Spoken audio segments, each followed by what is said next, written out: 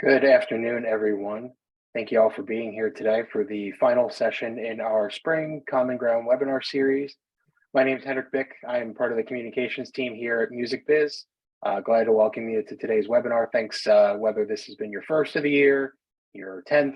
We're glad to have you here for this webinar series.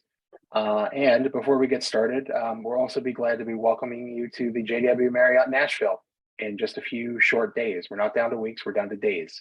Very exciting stuff. In case you missed it, we announced our final keynote for Music Biz 2023 this week. That will be taking place Monday, May 15th at 5 p.m. Central. The folks from the Black Music Action Coalition, BMAC, will be introducing data from their second edition of the Music Industry Action Report Card, talking about where we are currently with supporting a more diverse, more inclusive music industry and what action still needs to be taken. This joins our already confirmed keynote slate. On Tuesday, we'll have Cobalt Chairman and CEO Willard Audritz for a keynote conversation. Wednesday evening, of course, will be our 2023 Busy Awards. Very excited to be bringing the Busy Awards back for its second year this year, along with some new award categories that we announced earlier this year. And then our Thursday keynote will feature indie artist Lou Kala, Jillian Rutston of Prescription Songs and Amigo Records, and Tracy Gardner of TikTok. As of right now, we have our 300 plus speakers confirmed. And if you're registered for the event, you can link with the attendees from the more than 600 companies who have already registered through the WebEx app.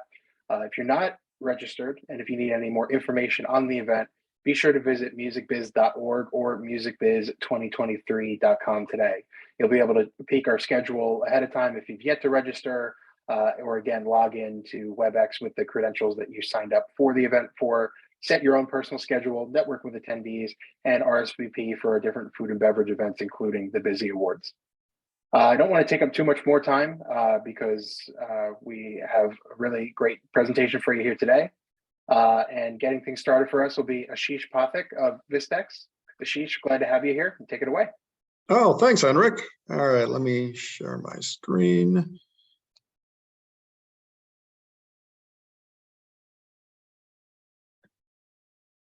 Okay, great. So thank you so much for that introduction, Henrik. Yeah, my name is Aashish Pathak. I'm a solutions engineer, particularly for the music products here at Vistex. We are a software services solutions company. Some of the things I wanted to talk about today under the general heading of rights management in the cloud, wanted to talk about music catalogs, generally what they are, why there's been so much interest and investment in them, how to deal with them when talking about what sort of data you're dealing with, as well as how to migrate that information. Next, I will get into our current offering called GTMS for records for the label industry, but much of the technology that you will see that I'm presenting behind the GTMS for records will be applicable to our publishing software offering, which should be in the next year, which we're working hard on. And then finally, I'll end up with a particular customer success story and how they were able to utilize our services for their publishing needs. So music catalogs, and generally, very quickly for anyone who's not familiar on this call, on this webinar, what are music catalogs? They are the copyright, the publishing ownership of music, the songs that have been written or composed by songwriters and composers. Lately, we've been hearing much about how much they've been an investment opportunity. Now, obviously, for larger music publishers, maybe your Universals or Sonys, you hear about them purchasing and incorporating. And this happens at every level, large, middle, even small businesses. To be able to expand your catalog is important in the offerings you can produce for prospective clients. But even lately, investment banks such as JP Morgan, BlackRock Consulting, Oak Tree Capital, they've been considering really good music catalogs to represent a reliable 5% return minimum as an investment. So this is a way of being able to offer greater portfolio diversity to their clients. Now, what are some of the things you get when you're investing in a catalog? Well, you can get really named composers and artists. So for example, I'm sure people may have heard about catalogs by Bob Dylan or Sting, Paul Simon, the Beach Boys. They've either sold much of or portions of their catalog to publishing companies or through financed by investment banks. Oh, what is it that you get with us? Well, you're getting a named artist, somebody who you can bank on. It's much easier to exploit those works. As a publishing company, when you own the rights, you can commission covers, so as many sound recordings as you want. This helps to generate performance royalties as well as mechanical royalties. These are forms of investment that generate this type of revenue. Oh, what else do you get? Well, let's say genres, sought after genres. At any given time, maybe a genre is something that can be exploited for in films or in advertising, which we're going to get into in a minute on another slide I have. But let's say the latest trend is in EDM, electronic dance music, or maybe hybrid scoring, or some forms of rock are particularly popular. Well, this is also another opportunity as a publisher you have to offer to any people looking to capitalize upon that, any companies, any organizations wishing to find a way to use that to exploit, to further their brand. When you have libraries, you're able to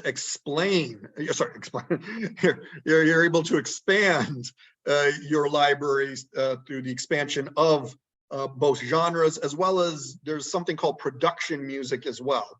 If you ever watched a reality TV show, you certainly have come across production music. Oftentimes in the background, you may not notice, but they may have 100 to 200 cues, even in a half-hour show. This is another form of revenue that, again, offers prospective clients multiple options for how to be able to exploit their music.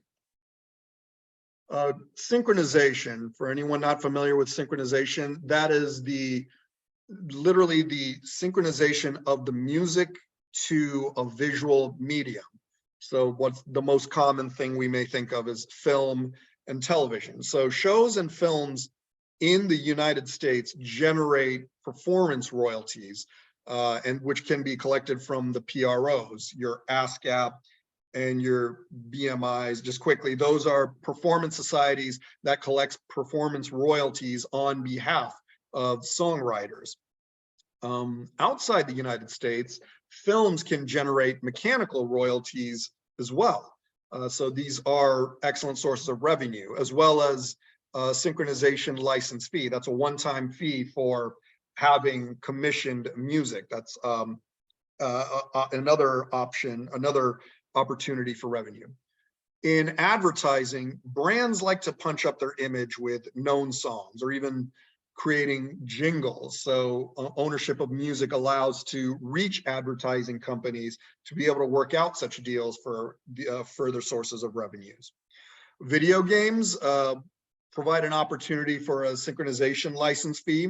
There may be some opportunities out there for bigger known works in your catalog, or bigger known names, to maybe even get a percentage of sales of video games, of a percentage of each unit sold.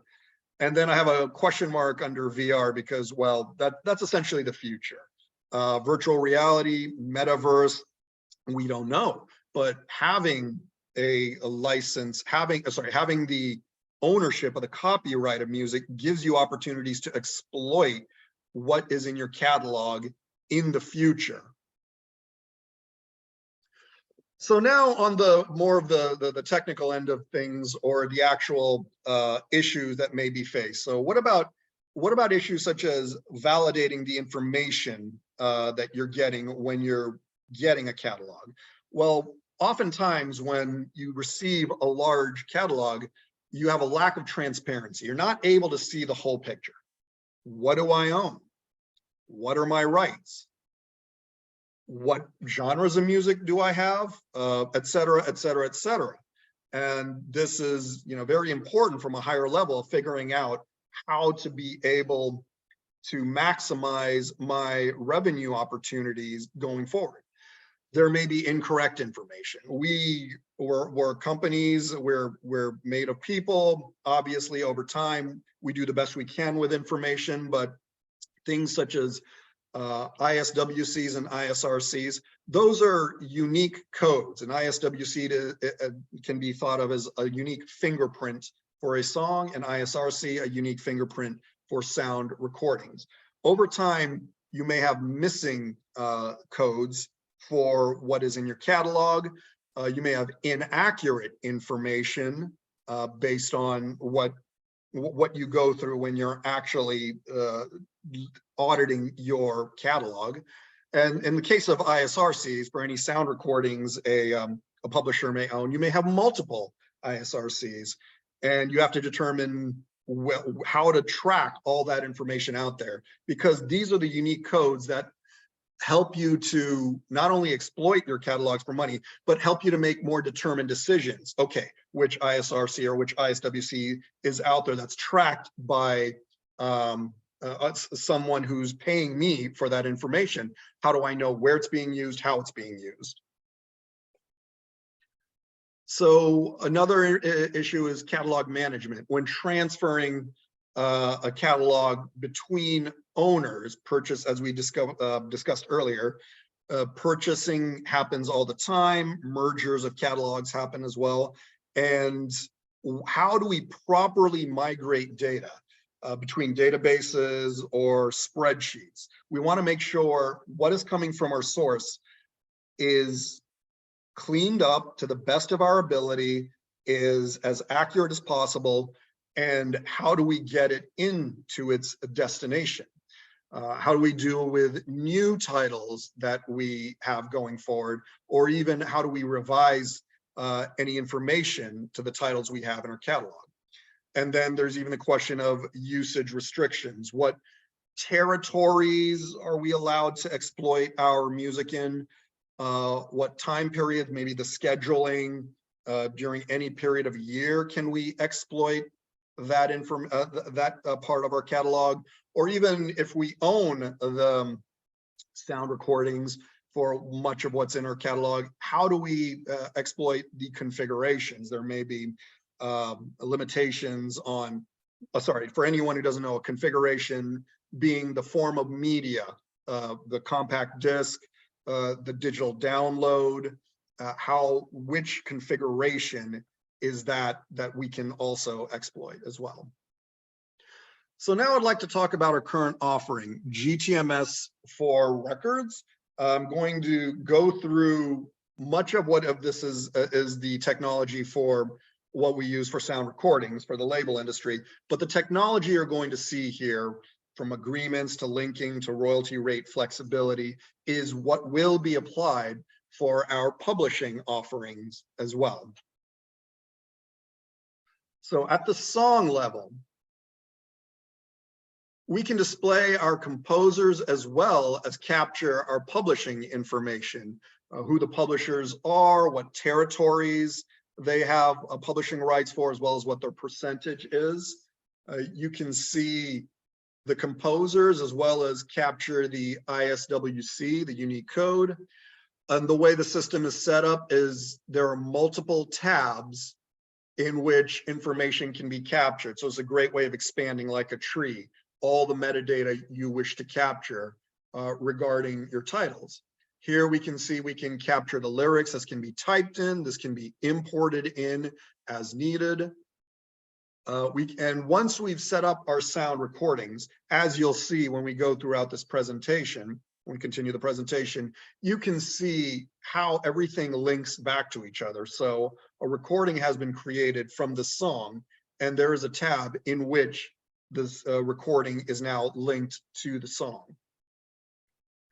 At the sound recording level, capture information such as the company and the label. All of this is very user configurable. So at the setup level, you can set up all the labels. If you want multiple genres, you can set that up as well.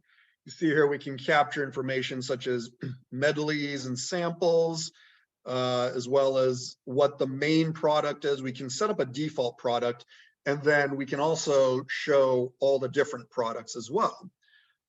We are also capturing neighboring rights. So for anyone who doesn't know, neighboring rights, we currently do not pay out artists for the sound recording royalties here in the United States unless it's on Sound Exchange in the digital, but not over radio. However, outside the United States, artists are paid royalties for the performance of the sound recording, in essence.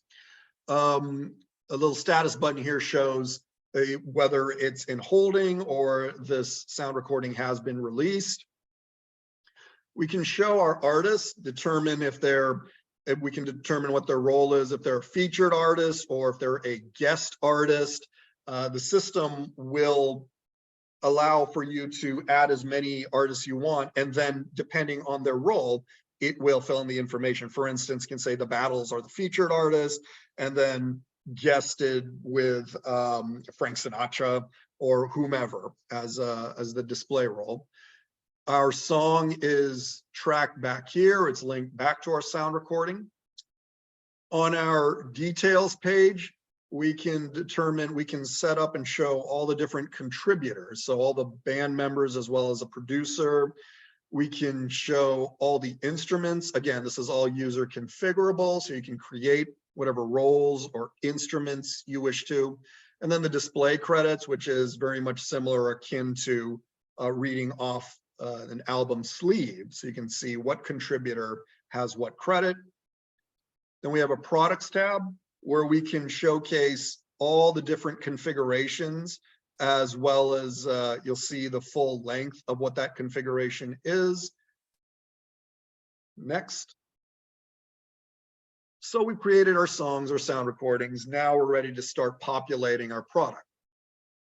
The system allows for you to add in any album artwork to show as a thumbnail here as well for the configuration in particular. You can showcase whether or not there's going to be copyright paid on this. The system currently does do mechanical licensing as well.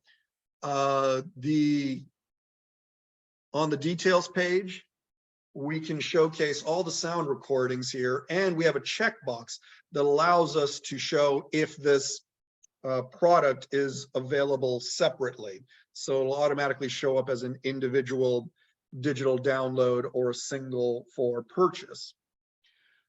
And all the individual durations do add up automatically to the full duration of that particular product. We have a tab which showcases any publishers and what their license information is. So for example, here we have a song where they have rights to the world territory and they own 100% on this particular song. Another song, they may not own anything as well. And then once we start getting into agreements, which AKA is our contracts, all agreements on which this product is included will be shown too. So now getting into agreements where all the heavy lifting is done. We have multiple periods that we can set up, or AKA options in the industry. Then when we can set them to be active or inactive. All the royaltors we wish to add, we can showcase what their shares are. And once any royalty periods have been run, it'll automatically update with what the current balance is.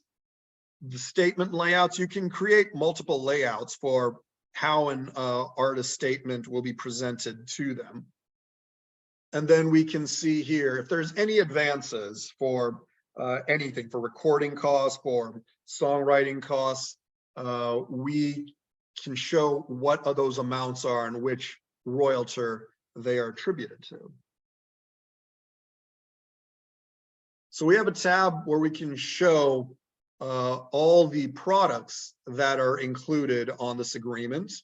By default, all the tracks on an album or product will be included. However, the user does have the option of clicking into the track. This is particularly useful for compilation albums, and then only selecting the tracks that apply to them. So ignoring all of the tracks that belong to other publishers or record labels, and only what's applying to them. So our royalty rates are very powerful and flexible. We can choose at the product level or down to the track level. We can set up a royalty model based on a recoupable rate, based on package deductions, or even reserves. It applies to all those different scenarios. We can determine which royaltor a particular rate applies to, and this can be expanded out to multiple royalty rates per royaltor, as well as the percentage of the rate too. And then drilling into a recoupable rate royalty model, we can base it on net or gross revenue, or net or gross units as well. We can determine, again, the percentage of sales, or if there's a fixed price. What territories in the system, the user can also set up groups of territories. So for example, let's say they wanted to set up the world, but without the US, or vice versa, US, but without the, let's say, particular states in the US or particular countries in Europe. And we also can do it based on distribution channel as well as price category. When we are ingesting any sales from any sources, the system is quite powerful. So far we've been constantly improving our data processing, but we're so far able to ingest about 1 million lines of sales in under about half an hour. Not only does the information get ingested, but it also gets compressed and does get analyzed. So you do get to see, for instance, what are your top 3 configurations in a sales file? What are the top 3 territories or price categories, etc.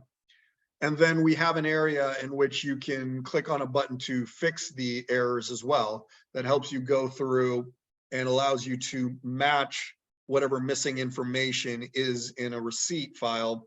And then going forward, the system will map that for any future receipts. It will remember it and use that going forward. And of course, you can change that in the future too, if need be. When we do an actual royalty run, the system not only creates and shows the calculations, but it breaks them down as well. So you can see a calculated royalty. You can see if there's a deduction for producers.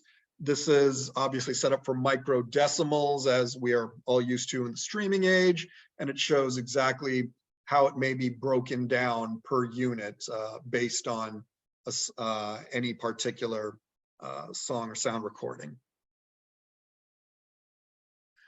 We have a very powerful online portal for our artists. Again, also for our songwriters will be available. When logging in, your end client will see for any given period what their earnings are. They can even see, if you wish to show them any pipeline information too, they can see, well, okay, what are my top streams so far, and they'll see their earnings on those.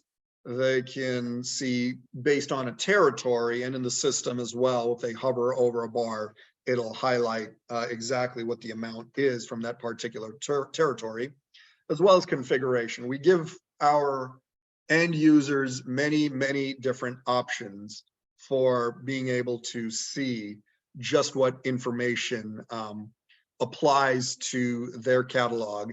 and how best they may think in their minds to go back to the company to exploit it. And then, of course, everything you see here is available to you as a publisher or as a record label to be able to look at and decide how to best exploit your works going forward too.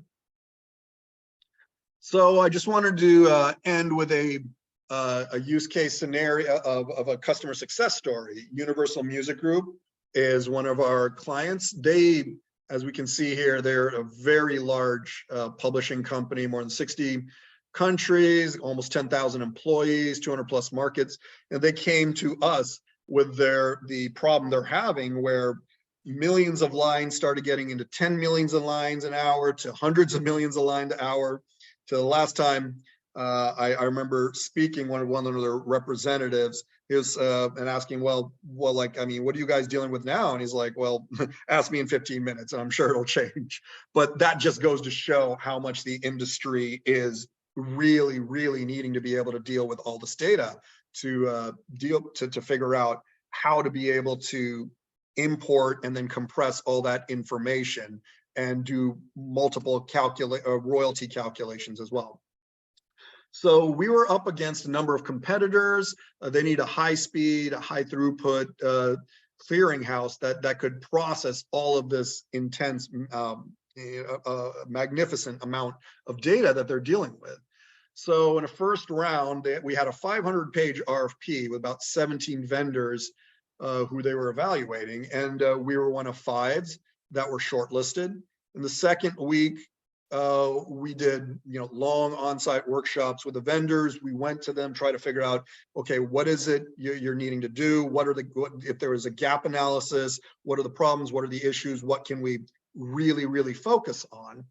So we were able to understand what it was, and we had the knowledge, and we had the industry ability to deliver.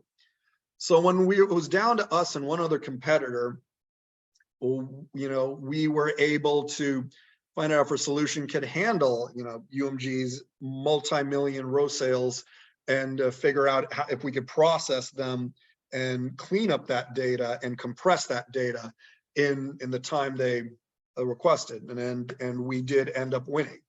So what were some of the benefits they got from this? They were able to accelerate their month-end close by 5 working days, which may not sound huge, but really every day in any, I'm sure any publisher or record label can tell you, any day that one is able to decrease the time allotted to making royalty calculations is important. That really allows for a company to be able to service their clients better, to be able to work with the data better. It's just really, very key in being able to have a smoother operation. And of course, in UMG's case, they have a lot of different countries that they work with. So there's a lot of intercompany transfer of information. So we were able to really assist with that too. We were able to automate the setup of a repertoire ownership, again, with all the rights in their catalog, having multiple systems that they kept their information in, to be able to bring that into a much more central and consolidated area was key for them. Making sure that all the transactions between all the sources really came up to a single source of truth. This is leading to greater transparency. And of course, with scalability, having this huge size, it allows for them to actually grow even more, because the idea being, we're starting off at this level, but we know it's going to get bigger and bigger and bigger as time goes on. And of course, with a user interface, having multiple locations access and interact with, very little training, meaning this is a very friendly graphical user interface, and allowing all the multiple locations to be able to effectively use the system with very few hiccups. So in the end, UMG was able to really reduce the amount of time it took, to process their sales, to help to send information to their subsidiaries, and to report monthly instead of semi-annually. So this really helped them out in the end. So in closing, I just wanted to say, with Vistex's solutions, not only with music, but any other offerings you may be interested in looking at, we really provide real-time information. Any transactional data comes up in the operational reports, and it really shows you, if you even at an audit level, what you want to look at. You have a lot of visibility. So as I showed on the online portal, all these analytics from streams, configurations, territories, this really helps to give you a better picture of what it is you own and how to exploit it. And of course, flexibility. So you're able to really be able to report on fields. This allows you within your company to other subsidiaries of your company or other departments to really be able to share this information, this data that helps everyone be on one page. So I really wanted to thank you for your time and showing up to this webinar. We can now certainly take any questions you have, and really looking forward to any future questions or any follow-ups. You can certainly contact us at info@vistex.com for any lengthy questions, or if you would like to see a demonstration of our products in full. Want to just extend our thanks from the music biz end. Thank you, Vistex. Thank you, Aashish, for today's presentation. Folks, just a reminder, if you have any questions for today's presenter, feel free to drop them in the Q&A box on your Zoom dashboard. We do have a handful here that we'll get to, so you have some time to drop some in before we wrap up today's webinar. Okay. First question coming in for us, is Vistex DDEX compliant? Yes, it is DDEX compliant. We are able to capture all that information transferred in DDEX format between systems, and that will be shown in a particular tab on your user interface. All right, and next up, our next question, how are statements delivered from Vistex? Statements are delivered through our online portals. As I had shown earlier, you of course still have the ability to type out a traditional, create a PDF statement that can be sent out through traditional mail, but online statements allow for you to be able to allow your clients to immediately access their statements to see and download. Our next question coming through, is Vistex compatible with Mac, PC, both? Yes, GTMS for Records is in the cloud. So regardless of your platform, Mac, PC, tablet, even on your phone, although I wouldn't recommend it, it is compatible with all platforms. It is essentially platform agnostic. All right, our next question is this an all-in-one solution or more of a module or per configuration based solution? This is an all-in-one solution. Yes, all the elements you see. One question, a question I've had in the past too as well is, many people ask about, well, maybe I have some specific custom needs for this. Custom configuration can be developed into the system, so you are able to add on if you especially being in the cloud. This allows us to have much more flexibility in being able to service our clients, our prospective clients' needs. But yes, this is a all-in-one solution. And what's furthermore is our sound recording solution, the label solution, will seamlessly integrate with our publishing solution too. All right, and our last submitted question, at least as of right now, is would pipeline royalties displayed to the artist require daily or monthly royalty calculations? Okay, that is completely up to the end user. Good question. So the configuration abilities allows you to do monthly, weekly, daily, and even if you really wanted to, although I find that extremely unlikely, hourly. The system is available to you to set up as flexibly as you want. All right, looks like we got to the end of our questions submitted. We do have a couple minutes here, so any lingering questions, folks, feel free to send them in. But again, well, a big thank you from the Music Biz team to the folks at Vistex. Thank you, Aashish, today for being on with us and walking us through the platform, talking us through this topic of catalog music and what to do with it. Thank you, Robert, for helping to pull it together. And thank you everyone who was here today for taking time out of your day to view the webinar, be here with our presenters and ask the questions that you did. We do greatly appreciate everyone's attention. Again, if we will be seeing you in Nashville in a couple of weeks, we hope you have safe travels and look forward to welcoming you to Music Biz 2023 and also to future sessions in the Common Ground webinar series coming after the end of the summer. Thank you all again, everyone. Thank you, Henrik, and thank you to everyone who attended. Please feel free to follow up with us, and we can also follow up in person too as well. You can contact Henrik or even Robert, who's on this call, for any further questions or any future demos. Thank you very much.